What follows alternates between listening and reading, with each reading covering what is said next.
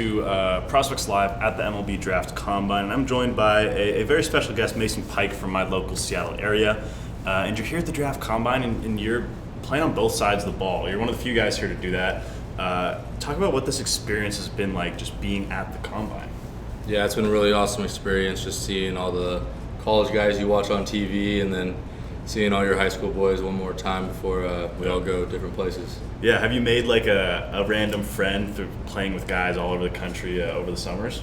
Yeah, I'm friends with a lot of them. Yeah. Just from being, at every stop in the summer, and just kind of talking and having breakfast and stuff every day. So it's a good group of guys, man. Yeah, I've heard the hotel's been good over there too. They're treating you well. Yeah, it's really nice. I want to talk a little bit about two-weighing and how it's kind of gone throughout your career, right?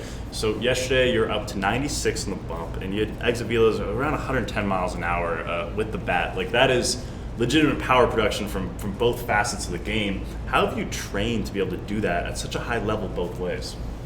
Yeah, I think the big thing to power is just actually getting in the gym and lifting weights often and going heavy, and also just doing your explosive stuff. To be explosive and powerful helps out a lot. Yeah. Do you find that you have much free time throughout your days having to work on both sides of the ball? It kind of doubles your practice time. Yeah, it does. I mean, it takes about all day, so it takes up a lot of my time. Yeah, 100%. So I know you're a driveline guy, right? How has that kind of influenced you in the last couple of years, and when did you start going there?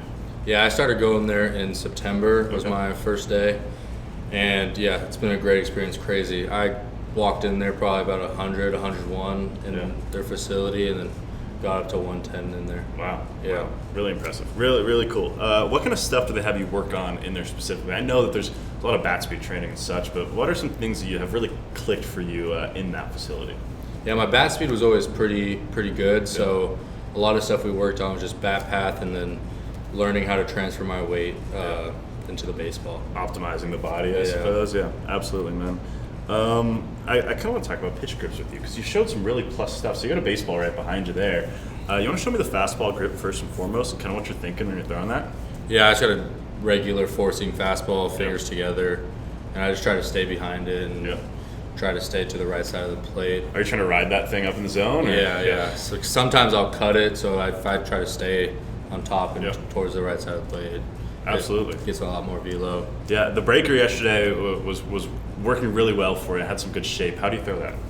It's my slider. It's on the outside of the horseshoe here, just trying to hook my finger on the lace there, and then just... Oh, you got the thumb up there, yeah.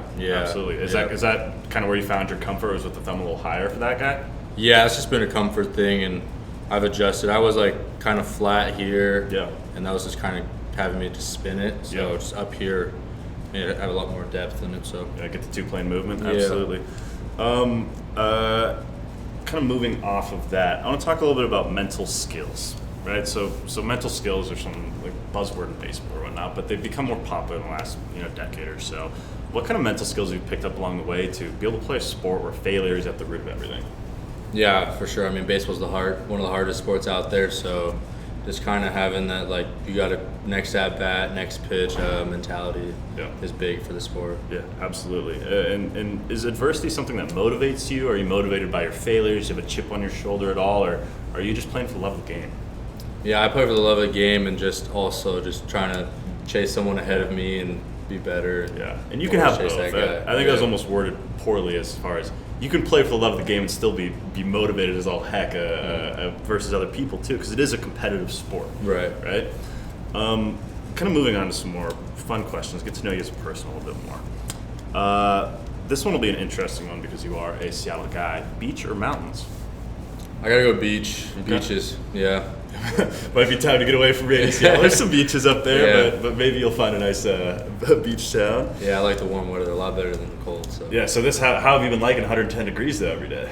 I mean, it's a little hot. It's a little much, right? In here is really nice. They got the AC going. So it's like I don't think I'd ever seen 110. Seattle's definitely never gotten that hot, but, this was a new one for the Northwest guys. All right, if you're forced to sing or dance, which one are you doing? Probably sing. Okay. So you got a karaoke song? Yeah. Gosh. My Girl. Yeah. We actually do a lot of karaoke. With who? My family, we're Filipino, so they love karaoke. Yeah? Yeah. That's really cool. Breakfast or dinner? I gotta go dinner. Okay, absolutely. Is there a reason for that? I like steak a lot. There you go. and You can have steak and for breakfast. seafood, but yeah, Yeah. Did you have a walk-up song during your high school season? we didn't. Okay. but If you did have a walk-up song, what would it have been?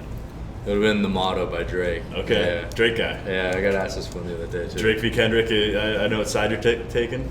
Yeah, probably Drake. Yeah, that's fair enough. Second to last one, pineapple on pizza. Yes or no? Yes, Okay. for sure. Okay. And some ranch. There you go. There you Yeah. go.